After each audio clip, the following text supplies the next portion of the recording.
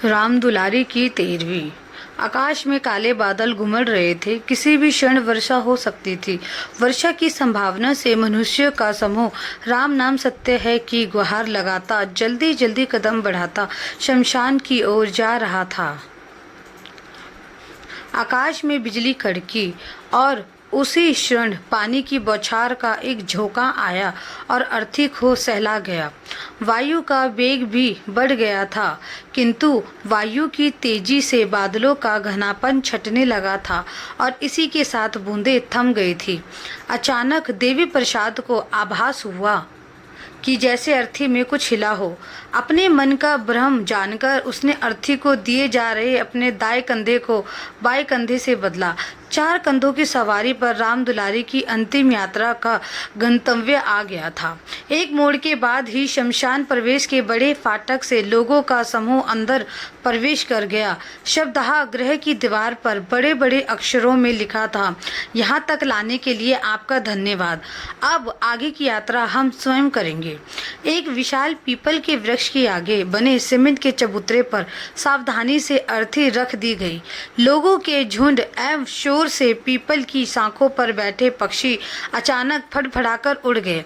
कंधे से उतरे भार से देवी प्रसाद ने राहत की सांस लेते हुए कंधा सहलाया ही था कि अचानक मां की अर्थी हिलने लगी।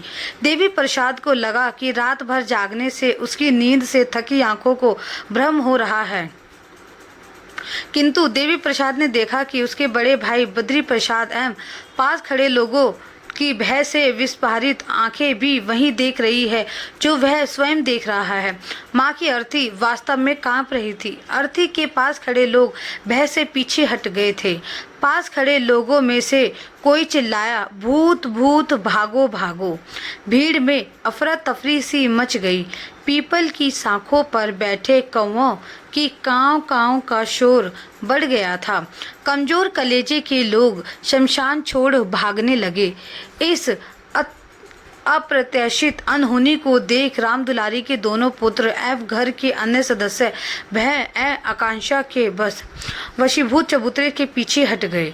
उसी क्षण अर्थी के कफन से 2 हाथ बाहर निकले और दूसरे ही पल मुर्दा अर्थी से उठ बैठा। माथे पर फैल आया रोली का लाल रंग छितराए केशों के मध्य झुर्रियों से भरे चेहरे पर फटी फटी आंखों से देखती राम दुलारी एक प्रेत सरीखी लग रही थी। बेटे, मुझे यहाँ क्यों लाए हो? मुर्दे के मुंह से निकली क्षीण ध्वनि वातावरण में किसी बम धमाके से गूंज उठी। अप्रत्याशित घटना की उत्तेजना से उबलते हुए देवी प्रसाद आशंकित सा अर्थी के पास गया और पूछा, माँ तुम ठीक हो? पथराई आंखों से चारों ओर देखती राम दुलारी ने पुनः पूछा, हाँ मैं ठीक हूँ, पर मुझे यहाँ क्यों लाए हो? घर की चौखट से 4 कंधों पर सवार होकर निकली राम दुलारी अब रिक्शे की सवारी पर पुनः घर की चौखट की ओर पुत्रों के साथ चल दी। रिक्शे के साथ चल रही लोगों की भीड़ देवी माँ के जयकारे लगा रही थी। मुर्दा जी उठा का समाचार मोहल्ले में आग की तरह फैल गया। रिक्शे के साथ चलते काफिले को देखने घर के छज्जों पर, खिड़कियों पर स्त्रियों एवं बच्चों का हुजूम उत्सुकता से रिक्शे पर से झुकाए बैठे राम दुलारी को देख रहा था। ऐसा नज़ारा था जैसे रिक्शे पर राम दुलारी ना होकर गणेश की प्रतिमा हो, जिसे जल में सिरहाने भक्तों का जुलूस जा रहा हो। देवी प्रसाद के पड़ोस में रहने वाले हकीम जी का लंगड़ा कर चलने वाला लड़का सिब्बू शमशान से ऐसे भागा जैसे उसकी 1.5 टांग ना होकर 3 टांगे हो। किसी मैराथन दौड़ के धावक की तरह हाँफते हाँफते वह देवी प्रसाद के घर की चौखट पर पहुंच गया। वैसे तो उस घर में उसका प्रवेश निषिद्ध था, क्योंकि अक्सर वह छत की मुंडेर से देवी प्रसाद की 16 वर्षीय लड़की निम्मू की ताक झांक किया करता था, किंतु घर में घुसने का आज जैसा सुनहरा अवसर उसे फिर कहाँ मिलता। अम्मा के मरकर जिंदा होने की धांसू खबर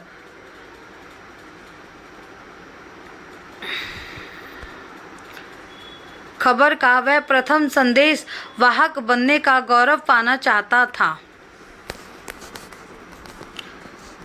देवी प्रसाद की ओर से सब शिब्बू को धड़धड़ाते घर पे घुसते देखा तो लपक कर दरवाजे पर आई और तमतमाते हुए कहा, अरे रे, यह क्या म्यूनिसिपालिटी के सांड की तरह गुस्सा आ रहा है। शिब्बू थोड़ा सा ठिठका, फिर जैसे ही उसकी नज़र कमरे के बाहर खड़ी निम्मो पर पड़ी तो दूने उत्साह से उसने कहा, आंटी, ऐसी खबर लाया हूँ कि सुनकर उछल पड़ोगी। सुनकर निम्मो भी उत्सुकता से चौखट तक आ गई। उसने आज चुन्नी भी नहीं डाली हुई थी, कमीज से उसका गदराया बदन झलक रहा था। तभी घर से मुर्दे की धूल भी नहीं छटी और तू खपरछी बनकर घुस आया। देवी प्रसाद की औरत ने निम्मो को घूरते हुए कहा, वही तो शमशान घाट पर अम्मा कफन फाड़ कर उठ बैठी और अब रिक्शे पर बैठकर घर आ रही है। शिब्बू ने कनखियों से निम्मो की कमीज को तकते हुए कहा, क्या अनाप शनाप बक रहा है। देवी प्रसाद की पत्नी ने अंधविश्वास से कहा, विश्वास नहीं आता तो गली से आता देवी मैया के जयकारे का शोर तो सुनाई दे रहा है। यह अम्मा के जुलूस का शोर है, शिब्बू ने जोर देते हुए कहा। देवी प्रसाद एवं बद्री प्रसाद की पत्नियां घर की ड्योढ़ी पर मरकर जीवित हुई सास के स्वागत में खड़ी मन में सोच रही थी कि कैसे ना कैसे तो बुढ़िया मरी और अब फिर से छाती में मूंग दलने वापस आ रही है।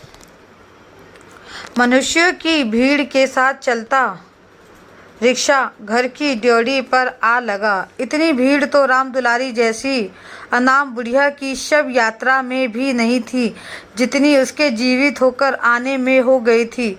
थकी सीरा राम दुलारी क्षीण काया पुत्रों की सहायता से रिक्शे से उतरी। देवी माँ के जयकारों के बीच लोगों की कौतूहल भरी नज़रों से अपने को बचाती वह घर में प्रवेश कर गई। मरकर जीवित होने के अपराध बोध से ग्रस्त थकी सी राम दुलारी घर की चारपाई पर निढाल सी हो गई या फिर लोगों के प्रश्नों से बचने के प्रयास में सोने का नाटक कर रही थी। राम दुलारी तो सो गई किंतु मोहल्ला जाग उठा था। एक उत्तेजना का वातावरण व्याप्त था। यह एक ऐसा निम्न वर्ग मध्य वर्गीय मोहल्ला था जिसकी पहचान यहाँ की कोलतार उमड़ी सड़कों पर आवारा घूमते पशुओं के बीच गिल्ली डंडा या कंचे जैसे राष्ट्रीय खेल खेलते बच्चे थे। इस नाम से मोहल्ले को राम दुलारी एपिसोड ने अचानक सुर्खियों में ला दिया था। सनसनीखेज खबरों के भूखे टीवी वाले और प्रेस वाले अपने अपने कैमरे लटकाए इस मोहल्ले में सक्रिय हो रहे थे। प्रसाद बंधुओं की पत्नियां जो सास के जीवित होने से निशुब्ध थी, अपने को दूरदर्शन पर दिखलाए जाने की उत्तेजना से प्रेस कमरे के सामने काजल लिपस्टिक लगाए विस्तार से पुनर्जीवित गाथा का ब्यौरा दे रही थी। ईश्वर को सास के पुनर्जीवित होने के धन्यवाद के साथ इसे अपने पूर्व जन्मों का सुफल भी बता रही थी। किंतु राम दुलारी के प्रेस के समक्ष न आने के हट के चलते उसके मर कर जीवित होने के अनुभव से उसके मन में क्या चल रहा है, इन सब से वंचित प्रेस वालों को राम दुलारी के विभिन्न कोणों के लिए फोटो से संतोष करना पड़ा। कैसे न कैसे अफरा तफरी में वह दिन गुजरा। अगले दिन घर के सदस्यों एवं मोहल्ले के बड़े बूढ़ों की राय से जीवित हुए मुर्दे के संभावित दुष्ट प्रभाव की छाया के निवारण हेतु पंडित शिवचरण बुलवाए गए। पंडित शिवचरण की आंखें मूंद कर आकाश की ओर देखते हुए कोई अस्पष्ट सा मंत्र बुदबुदाया। तत्पश्चात अपने थैले से कोई कर्मकांड संबंधित पोथा निकाल कर उसके पन्ने पलटे एवं मनन की मुद्रा में आ गए। ऐसा लगता था जैसे कोर्ट में बैठा कोई न्यायाधीश सबूतों एवं गवाहों को सुनने के बाद किसी जटिल मुकदमे का फैसला सुनाने जा रहा हो। पंडित शिवचरण के जीवन में संभवतः यह प्रथम अवसर ही था जब मरकर जीवित हुए किसी जीव के कर्म कांड संबंधित अनुष्ठान का निर्माण उन्हें देना था। शिवचरण जी ने कर्म कांड ग्रंथ को श्रद्धा से अपने थैली में रखा। तत्पश्चात गंभीरता से मुखौटा ओढ़ते हुए देवी प्रसाद एवं बद्री प्रसाद को संबोधित करते हुए कहा, देखिए जजमान, आपकी माँ की मृत्यु तो निश्चित रूप से हो चुकी थी, किंतु ईश्वर कृपा से पुनर्जन्म कर्म फलों के कारण इसी शरीर में उन्हें नया जीवन दिया गया है। कोने में खड़ी दोनों पत्नियां पंडित के ज्ञान दर्शन को समझने की चेष्टा में अपने अपने पति के समीप आ खड़ी हुई, किंतु इन सब के भ्रमित चेहरों पर साफ दिखा था कि मृत्यु, पुनर्जन्म, कर्म फल जैसी शब्दावली उनके लिए ऐसे ही अनजान थी जैसे गांव की पाठशाला के मास्टर के लिए ट्विटर और फेसबुक जैसी शब्दावली। देवी प्रसाद ने अपने अज्ञान के क्षोभ को दबाते हुए झल्लाकर कहा, पंडित जी, यह कर्मकांड और कर्मफल के ज्ञान को छोड़िए, हमें तो यह बताइए कि अब हमें क्या करना है। पंडित शिवचरण ने अपनी विद्वता के ज्ञान में फूलते हुए कहा, करना क्या है जजमान, अपनी मृत माँ की तेरवी कीजिए, तत्पश्चात अपनी पुनर्जीवित माँ का नया नामकरण संस्कार कीजिए। जजमान बंधुओं से असमंजस को अनदेखा करते हुए शिवचरण ने अपनी बात चालू रखी। 13वीं में 11 पंडितों को भोज कराए। अपनी मृत माँ की आत्मा शांति हेतु उसकी मद पसंद के वस्त्र एवं वस्त्रों का श्राद्ध अनुसार दान दक्षिणा करें। दोनों बहुएं पंडित जी द्वारा सुझाए गए इस खर्चीले 13वीं क्रम के औचित्य को पचा नहीं पा रही थी। अतः बड़ी बहू ने खिजते हुए कहा, पंडित जी, घर में जब कोई मरा ही नहीं, सास अंदर चारपाई पर भली चंगी लेटी है, तो काहे की 13वीं और काहे का भोज। अपने पंडिताइन ज्ञान पर एक अनपढ़ स्त्री द्वारा लगाए प्रश्न के प्रहार से तिलमिलाए शिवचरण ने अपने को संयत करते हुए औरतों के मुंह ना लगने की परंपरा का पालन करते हुए बद्री प्रसाद से कहा, देखिए जजमान, यदि आपकी माँ की मृत्यु हुई ही नहीं थी तो काहे को अर्थी सजाई और काहे को शमशान गए। आपकी माँ की मृत्यु तो अवश्य हुई है, किंतु ऊपर के दरबार में भी तो भूल चूक हो सकती है। उसी भूल चूक के परिणाम स्वरूप दिए गए प्राण पुनः देह में प्रतिष्ठित कर दिए गए। अपने तर्क के प्रभाव को जजमानों के चेहरे पर लक्षित कर शिवचरण ने अंतिम हथियार का वार करते हुए पुनः कहा, इस पर भी यदि आप घर पर हुए मृत्यु के दुष्प्रभाव निवारण हेतु कर्मकांड नहीं संपन्न कराना चाहते तो आपकी इच्छा, किंतु बच्चों पर एवं घर पर पड़ती अनिष्ट छाया के लिए आप स्वयं उत्तरदायी होंगे। पंडित जी की इस परोक्ष धमकी के आगे बहुएं नतमस्तक अवश्य हो गई, किंतु इस अनावश्यक खर्च की खीज उनके चेहरे पर स्पष्ट झलक आई थी। माँ की 13वीं एवं नामकरण विधि विधान से किए जाएंगे, इस निर्णय के साथ सभा विसर्जित हो गई।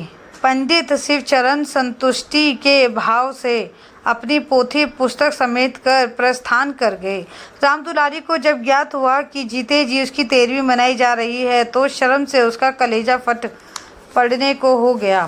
काश मौत उसके बस में होती तो वह उसे अभी गले लगा लेती। वैसे भी उठते बैठते बहुओं के ताने सुनने से तो मर जाने में भी ज़्यादा सुकून मिलता। वह सोचने लगी कि हे भगवान, जीते जी इन आँखों से अपनी 13वीं देखने से तो अच्छा है कि मेरे प्राण ले लो। ड्योढ़ी की छत पर से होते हुए सूरज की लालिमा का प्रकाश घर के दालन पर फैल गया था। कोने के गमले में लगा तुलसी का पौधा पानी के अभाव में मुरझा गया है। तुलसी को कौन पानी देता, जब पानी देने वाली स्वयं कोठरी में मुरझाई सी पड़ी है। घर में उत्तेजना एवं सक्रियता का मिला जुला वातावरण है। घर के दालन पर दरी बिछा दी गई। दालन की दीवार से लगी चौकी पर रामदुलारी की ब्लैक एंड वाइट पुरानी फ़ोटो, जिसमें उसकी आयु बहुओं से भी कम लग रही है, पर गेंदे की माला सुशोभित है। फ़ोटो के सामने रखी थाली पर दिया जल रहा है। घर से लगी गली पर बनाई भट्टी पर हलवाई पूड़ियाँ तल रहा है। घर के बच्चे उत्साह से उछल कूद मचा रहे हैं क्योंकि आज उन्हें पूड़ियाँ और मिठाई खाने को मिलेंगी। बच्चों को इससे कोई फर्क नहीं पड़ता कि पूड़ियाँ छठी की है या तेरहवीं की। पीपल के पेड़ पर कौओं की काँव काँव का शोर कुछ ज़्यादा ही है। संभवतः कौओं को आभास है कि मृत्यु भोज में प्रथम हिस्सेदारी कौओं की होती है। भोज के द्वितीय हिस्सेदार 11 हट्टे खट्टे चुटियाधारी ब्राह्मण अपना स्थान ग्रहण कर चुके हैं। पंडित शिवचरण द्वारा थोपे गए 13वीं के नाटक से निर्लिप्त राम दुलारी ने लज्जा एवं क्षोभ से अपने आप को अपनी 8x8 की कोठरी में बंद कर लिया है। राम दुलारी कोठरी में बंद अवश्य है किंतु उसके सक्रिय कान आयोजन स्थल पर ही लगे हैं। मंच सज गया है। मंच संचालक ने मंत्रोच्चारण से नाटक का आरंभ कर दिया है। शब्द वातावरण में तैर रहे हैं। दालन से होते हुए राम दुलारी की कोठरी तक मंत्रोच्चारण की स्वर लहरी में कहीं अतीत से गूंजे स्वर गड़मड़ हो गए हैं। 50 कोस दूर बसे सोड़ा गांव के राम दुलारी का मायका है। मायके के आंगन में लगा नीम का पेड़ कब पराया हो गया, कब वह शादी के 7 फेरे ले मुंशी दीनानाथ के साथ इस आंगन में आई थी और आज इसी आंगन में जीते जी उधर दालन में संपन्न होते यज्ञ से स्वाहा स्वाहा की ध्वनियाँ आ रही है। राम दुलारी को स्वाहा के स्वर कहीं नेपथ्य से आते प्रतीक हो रहे हैं। घर में प्रथम पुत्र के नामकरण का यज्ञ था। राम दुलारी माँ बन गई थी। उसके आंचल में दुग्धपान करता नन्हा बद्री प्रसाद आ गया था। उसने स्त्रीत्व की पूर्णता पाली थी और फिर आया देवी प्रसाद। घर का यही आंगन 2 बच्चों की किलकारियों से गुलजार हो गया था। उस दिन उसे बड़ा आश्चर्य हुआ जब उसने देखा कि मुंशी जी एक भूरी गाय की डोर थामे चले आ रहे हैं। पत्नी ने मुस्कुराते हुए कहा था, घर में एक माँ तो तुम हो ही, मैं एक और माँ ले आया हूँ।